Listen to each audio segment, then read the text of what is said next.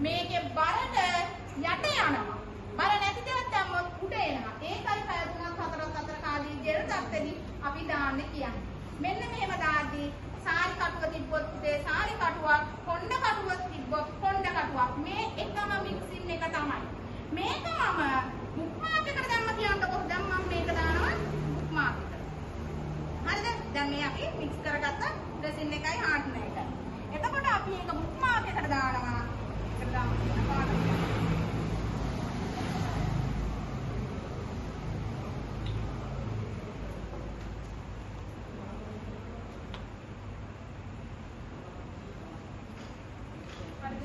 අපි මේ මික්ස් නොකර ඇල්කොහොල් එකකින් ගන්නවා.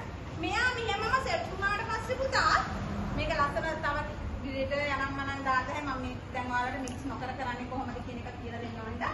බුක් මාක් එකමයි මෙතඩ් එක දෙකට එක නම් අපි දෙකට එකට මනගත්ත දැන් පැහැදිලිනේ. එහෙම දාන මෝල්ඩ් එක අනුව තමයි වෙනස් වෙන්නේ. මම මේ බටර් එක කියන්නේ සමනලයට දාපු එකම තමයි මේකට දැම්මේ. මෙයා සෙට් වුණාට පස්සේ බුක් මාක් එකක් වෙනවා. ඇයි ඒ? දාපු මෝල්ඩ් එක අනුවයි වෙනස් වෙන්නේ. දැන් මෙයාව මම මෙයා දැන් මෙයා ඉතින් හැමම මෙයා ජෙල් තත්ත්වයට ආවම සාරි කටුවක් තිබ්බනම් මේ වගේ සාරි කටුවක් වෙනවා. කොණ්ඩ කටුවක් තිබ්බනම් මෙයා කොණ්ඩ කටුවක් වෙනවා. හොඳටම සෙට් වෙලා 24 පැය ගියාට පස්සේ මෙයා වගේ ගලවලා ගත්තොත් මෙන්න මෙයා මෙන්න මේ විදිහට මේ වගේ සමනලෙක් වෙනවා. හරිද? මේකට හොඳටම 24 පැය ගලවුවට දැන් අර පැය 3-4 අතර ජෙල් තත්ත්වෙදී දාන්නේ.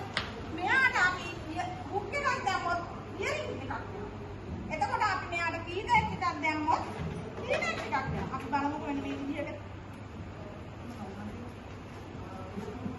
දැන් අපි මේකට මෙයා දැන් හොඳටම මේ බටර් ෆ්ලයිවල ඉන්නේ. මෙයාට අපි මෙතනට හුක් එකක් දාලා